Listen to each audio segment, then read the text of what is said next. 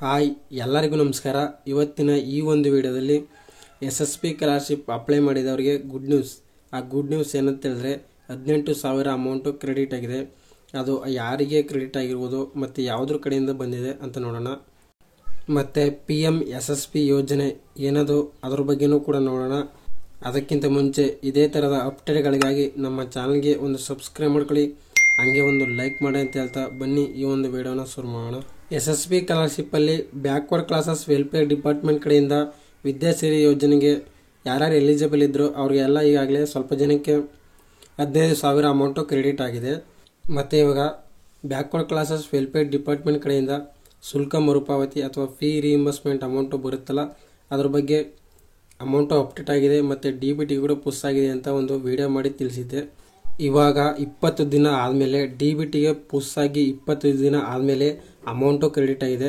ಇದು ಇಂಜಿನಿಯರಿಂಗ್ ಸ್ಟೂಡೆಂಟ್ಗಳಿಗೆ ಬಂದಿರುವಂಥ ಅಮೌಂಟ್. ಇದು ಅಮೌಂಟು ಅಪ್ಡೇಟ್ ಆಗಿ ಪುಷ್ ಟು DBT ಅಂತ ಇದ್ದವರಿಗೆಲ್ಲ ಇವಾಗ ಅಮೌಂಟನ್ನು ಕ್ರೆಡಿಟ್ ಮಾಡಿದರೆ, ನಿಮಗೂ ಕೂಡ ಕ್ರೆಡಿಟ್ ಮಾಡಿದರೆ ಒಂದು ಕಮೆಂಟ್ ಮಾಡಿ ಬಂದಿದೆ ಅಂತ. ಮತ್ತು ಕ್ರೆಡಿಟ್ ಆಗಿರುವಂಥ ಮೆಸೇಜ್ ಕೂಡ ಇದೆ, ನೋಡ್ಕೊಳ್ಬೋದು. 6/2/2025 ಅಮೌಂಟು ಕ್ರೆಡಿಟ್ ಆಗಿದೆ. ಮತ್ತು ಇದೇ ಅಮೌಂಟು ಹೋದ ವರ್ಷ ಎಲ್ಲ ಮಾರ್ಚಲ್ಲಿ ಕ್ರೆಡಿಟ್ ಆಗಿತ್ತು, ಆದರೆ ಇವಾಗ ಒಂದು ತಿಂಗಳು ಬೇಗನೆ ಅಮೌಂಟನ್ನು ಕ್ರೆಡಿಟ್ ಮಾಡಿದ್ದಾರೆ. ನೆಕ್ಸ್ಟು PM SSP ಯೋಜನೆ ಬಗ್ಗೆ ನೋಡೋದಾದರೆ, ಇದು ಕೂಡ ಹಿಂದುಳಿದ ವರ್ಗಗಳ ಕಲ್ಯಾಣ ಇಲಾಖೆ ಅಂಡರಲ್ಲಿ ಬರುತ್ತೆ. ಇದು PM SSP ಯೋಜನೆ.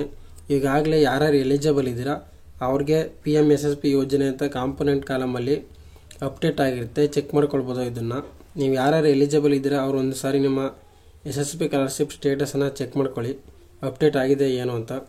ಈ ಯೋಜನೆಗೆ ಯಾರ್ಯಾರೋ ಎಲಿಜಿಬಲ್ ಇದ್ದೀರಾ ಅವ್ರಿಗೆ ಇಲಾಖೆ ಕಡೆಯಿಂದ ಗ್ರೂಪ್ 1, 2, 3, 4 ಅಂತ ಮಾಡ್ಕೊಂಡಿದ್ದಾರೆ. ಅದರಲ್ಲಿ ಪದವಿ ಮತ್ತು ಸ್ನಾತಕೋತ್ತರ ಪದವಿ ಮಟ್ಟ ವೃತ್ತಿಪರ ಕೋರ್ಸ್ಗಳಿಗೆ ಶೈಕ್ಷಣಿಕ ಭತ್ಯೆ 10,000 ಬರುತ್ತೆ ಮತ್ತು ಬೋಧನಾ ಶುಲ್ಕ 10,000, ಒಟ್ಟು 20,000 ಬರುತ್ತೆ.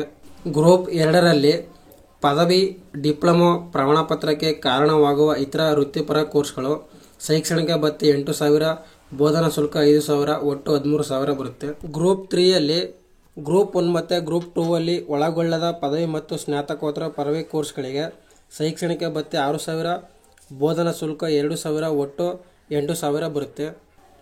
ಮತ್ತು ಗ್ರೂಪ್ 4ರಲ್ಲಿ ಎಲ್ಲ ಮೆಟ್ರಿಕ್ಯುಲೇಷನ್ ನಂತರದ ಕೋರ್ಸ್ಗಳಿಗೆ ಬೋಧನಾ ಶುಲ್ಕ ಬರೋದಿಲ್ಲ, ಶೈಕ್ಷಣಿಕ ಭತ್ಯೆ 5,000 ಬರುತ್ತೆ. ಈ ರೀತಿಯ ಕೋರ್ಸ್ಗಳಿಗೆ PM SSP ಯೋಜನೆ ಬರುತ್ತೆ. ಆದರೆ ಇಲ್ಲಿ ಏನಂತ ಹೇಳಿದ್ರೆ, PM SSP ಯೋಜನೆ ಬಂದವರಿಗೆ ಫೀ ರಿಇಂಬರ್ಸ್ಮೆಂಟ್ ಅಮೌಂಟ್ ಬರೋದಿಲ್ಲ, ಫೀ ರಿಇಂಬರ್ಸ್ಮೆಂಟ್ ಅಮೌಂಟ್ ಬಂದವರಿಗೆ PM SSP ಯೋಜನೆ ಬರೋದಿಲ್ಲ. ಇವೆರಡರಲ್ಲಿ ಯಾವುದಾದರೂ ಒಂದು ಅಮೌಂಟ್ ಬರುತ್ತೆ ಅಂತ ಹೇಳ್ಬೋದು. ಹೋದ ವರ್ಷದ SSP ಸ್ಟೇಟಸನ್ನು ತೋರಿಸ್ತಿದ್ದೀನಿ. ಅದರಲ್ಲಿ ಇವರಿಗೆ PM SSP ಯೋಜನೆ ಕಡೆಯಿಂದ 8,000 ಅಮೌಂಟ್ ಬಂದಿದೆ, ಆದರೆ ಫೀ ರಿಇಂಬರ್ಸ್ಮೆಂಟ್ ಅಮೌಂಟ್ ಬಂದಿಲ್ಲ. ಆದ್ದರಿಂದ ಇವೆರಡು ಯೋಜನೆಯಲ್ಲಿ ಒಂದು ಅಮೌಂಟ್ ಬರುತ್ತೆ ಅಂತ ಹೇಳ್ಬೋದು. ಇಲ್ಲ PM SSP ಯೋಜನೆ ಬರುತ್ತೆ, ಇಲ್ಲ ಫೀ ರಿಇಂಬರ್ಸ್ಮೆಂಟ್ ಅಮೌಂಟ್ ಬರುತ್ತೆ. ಈ ಒಂದು ವಿಡಿಯೋದಲ್ಲಿ 18,000 ಅಮೌಂಟು ಇಂಜಿನಿಯರಿಂಗ್ ಸ್ಟೂಡೆಂಟ್ಗಳಿಗೆ ಕ್ರೆಡಿಟ್ ಆಗಿದೆ. ನಿಮಗೇನಾದ್ರು ಎಲಿಜಿಬಲ್ ಇತ್ತು ಅಂತ ಹೇಳಿದ್ರೆ ನಿಮಗೂ ಕೂಡ ಕ್ರೆಡಿಟ್ ಆಗಿರುತ್ತೆ, ಚೆಕ್ ಮಾಡ್ಕೊಳ್ಳಿ. ಮತ್ತು PM SSP ಯೋಜನೆ ಬಗ್ಗೆ ಆಗಿತ್ತು. ಈ ಮಾಹಿತಿ ಇಷ್ಟ ಆಗಿದ್ರೆ ನಮ್ಮ ಚಾನಲ್ಗೆ ಒಂದು ಸಬ್ಸ್ಕ್ರೈಬ್ ಮಾಡ್ಕೊಳ್ಳಿ, ಹಾಗೆ ಒಂದು ಲೈಕ್ ಮಾಡಿ ಅಂತ ಹೇಳ್ತಾ ಥ್ಯಾಂಕ್ಸ್ ಫಾರ್ ವಾಚಿಂಗ್.